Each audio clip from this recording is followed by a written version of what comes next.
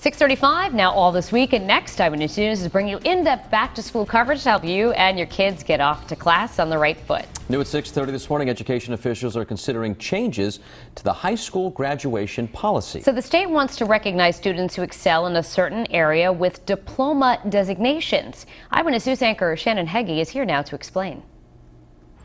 It's important to note that education requirements for this year are not changing. The first students to be impacted by these diploma designations are this year's 8th graders, the class of 2021. So why change things at all? Well, Education Commissioner Ken Wagner says it's an effort to reward students who demonstrate excellence in the classroom or on standardized tests. Right now, Rhode Island's current graduation requirements are a minimum of 20 courses, plus passing finals and completing a portfolio or senior project. Under a proposal being considered by the State Board of Education, those would stay the same. We largely concluded that the current diploma requirements are actually good. They were ahead of their time back when they were adopted, and they really include some thoughtful components, some course requirements, like what does a well-rounded education look like for all students. But Wagner says the proposed changes would advance the idea of personalizing education for the student, what he calls diploma designations. The first, called a commissioner's seal, would show that a student demonstrated a certain level of mastery in literacy or math on standardized tests like PARCC or the SATs. Put pressure on the system to get better, but not make it a barrier for students, because we know when students don't graduate, bad things happen for the rest of their life. Wagner says the second designation, called a pathway endorsement, would recognize students who show strength in a specific area of study. What about a student who's really excited about the arts, or a student who gets up in the morning thinking about science or thinking about math, or a student who just cares about the humanities?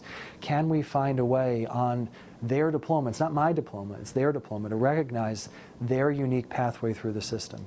Wagner took this post last summer and admits these designations were an attempt to find middle ground in the powerful battle brewing in Rhode Island over the use of test scores.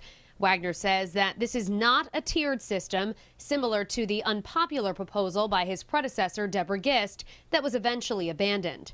The diploma is the diploma. The diploma sets our expectations for what kids need to know and be able to do in order to graduate. I believe that these graduation requirements maintain high expectations for kids so they'll be ready, but it continues to provide incentives to really engage the kids. What do you want out of your life? What do you want to do? Let's find a way for you to figure out what you want and reflect it in your diploma.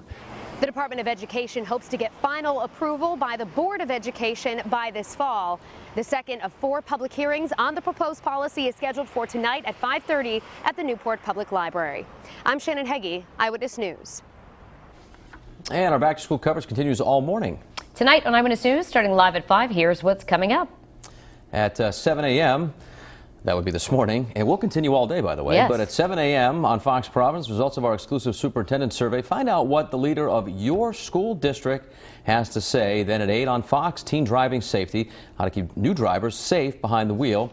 And then at 9 o'clock on the Road Show here on WPRI 12, top majors. Which career fields are now the most popular? And we'd like you to join the conversation. What do you think is the top issue in your school district? Head to our WPRI 12 Facebook page to weigh in right there.